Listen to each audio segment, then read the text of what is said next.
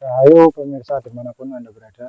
Nah, pada kesempatan kali ini saya berada di kediaman Datuk Paring di Kutai Kartanegara. Nah, yang pertama kami bersilaturahmi kepada beliau, kemudian mencari wawasan tentang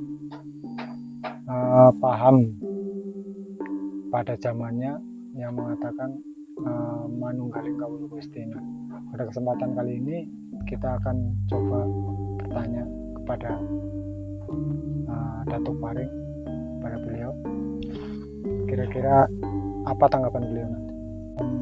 Saya kemarin itu yang pertama silaturahmi Datuk, yang kedua itu ingin bertanya kepada Datuk tentang paham manunggaling kawula Gusti yang diajarkan oleh Siti Jenar. Nah, banyak di luar sana itu ada yang mengatakan sesat, ada yang mengatakan tidak sesat, artinya banyak kesimpang siuran. Nah, menurut Datuk gimana? Jadi sebelumnya saya ucapkan salam rahayu dan salam damai serta salam santun untuk saudara-saudari dimanapun Anda berada.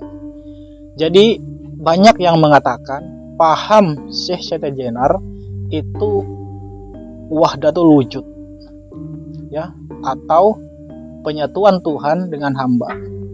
Apakah itu sesat? Mungkin bagi Syekh Siti Jenar tidak, ya kan? Mungkin bagi pengikut-pengikutnya tidak. Nah, lain halnya kalau pengikut-pengikut kesembilan wali itu mengatakan beliau sesat. Nah, dalam hal ini kalau sampean bertanya kepada saya sesat apa tidak, saya tidak bisa menjelaskan atau menjawab secara rinci apakah beliau itu dalam keadaan sesat atau malah yang dianggap orang kafir katanya. Nah, kenapa? Sebab karena yang bisa memberikan petunjuk dan memberikan hikmah itu hanya Tuhan semata. Bahkan orang-orang yang disesatkan hanya Tuhan yang bisa menyesatkan, menentukan jalan kesesatan seseorang.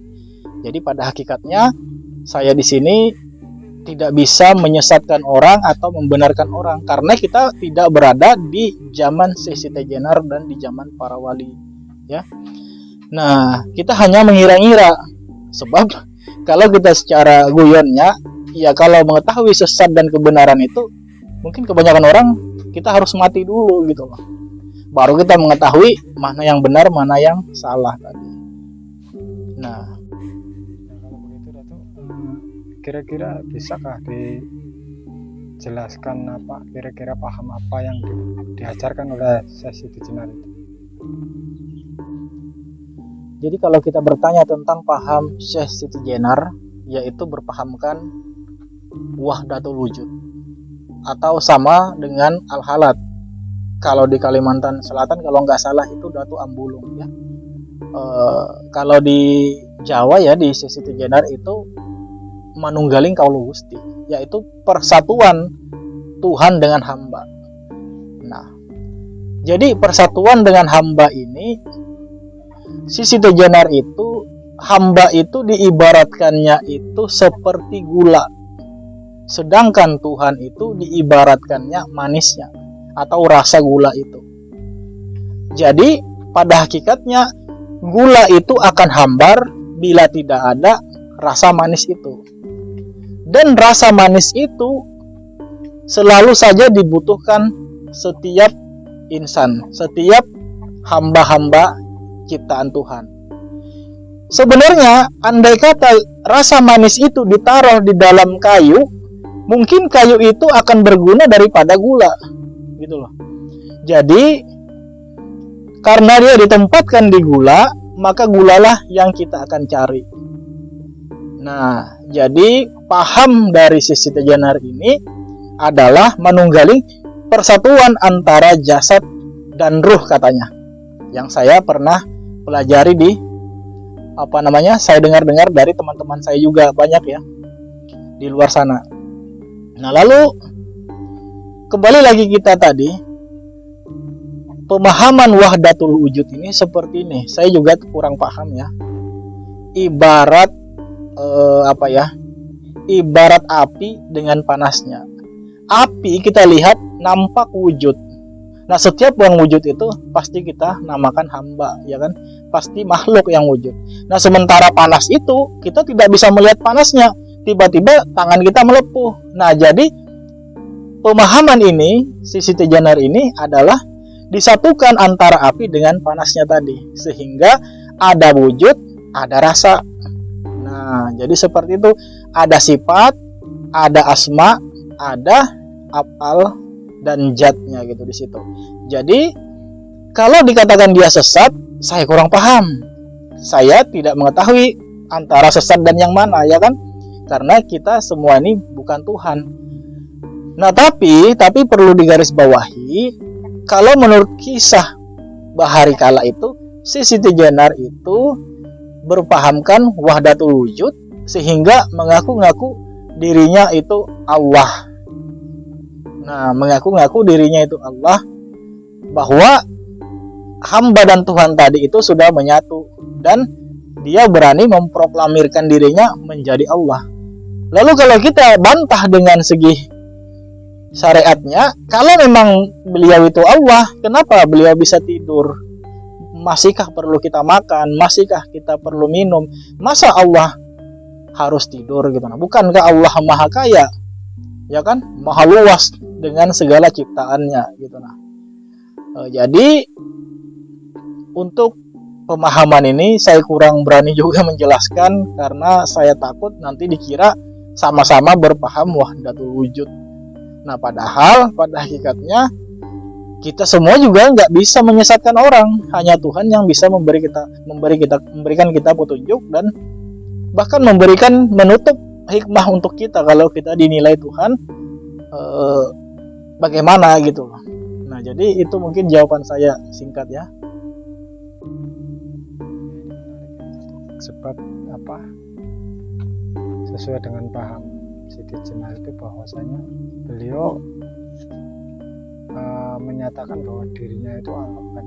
Nah, menurut Datuk itu bagaimana dengan pemahaman beliau? Apakah memang demikian adanya, atau dia ada maksud bahwasanya yang mana yang beliau proklamirkan sebagai Allah itu sendiri?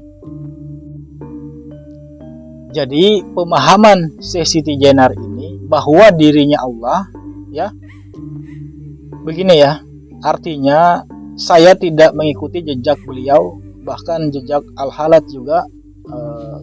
Saya hanya bisa menjabarkan apa-apa yang saya dapat dari teman-teman saya. Kenapa beliau memproklamirkan dirinya Allah? Begini, sifat 20. Yang pertama adalah wujud, artinya ada, mustahil tiada. Ya kan? Nah, setiap yang punya nama tentu ada wujud musammahnya. Ya kan? Seperti ini. Dalilnya dari mana? Dalilnya menurut informasinya tidak ada yang wujud di alam semesta ini kecuali daripada Allah semata. Nah, itulah dalil yang dipegang oleh Al-Halat.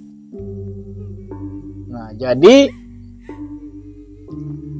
saya kurang berani juga ya teman-teman, di mana artinya takut saya dikira perpahamkan menunggaling kaula Gusti. Bukan. Kalau itu memang tidak ada yang wujud di alam semesta itu Allah, masa binatang itu Allah, ya kan? Masa segala macam, mohon maaf, anjing Allah, ayam Allah, kucing Allah, segala-galanya Allah.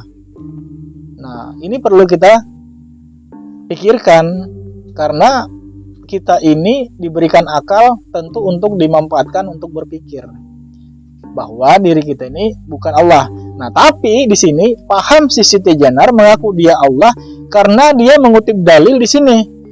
Aku yang awal, aku yang akhir, aku yang jahir, aku yang batin, kata Allah. Tentu kan Al-Quran itu firman Allah.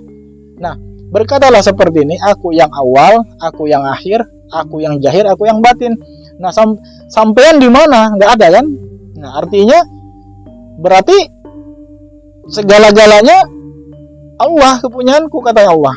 Nah, makanya inilah dalil yang dipakai oleh wahdatul wujud tadi.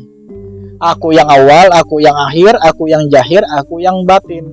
Nah sekarang kalau sudah diakui di dalam Al-Quran seperti itu, sampean ada di mana? Nggak ada kan? Berarti segala sesuatu itu Allah. Nah inilah paham yang harus kita pelajari dengan guru-guru gitu loh. Jangan sampai kita menjadi al-halat atau lepas dari keimanan kita dengan Tuhan gitu. Nah kemudian ada satu lagi,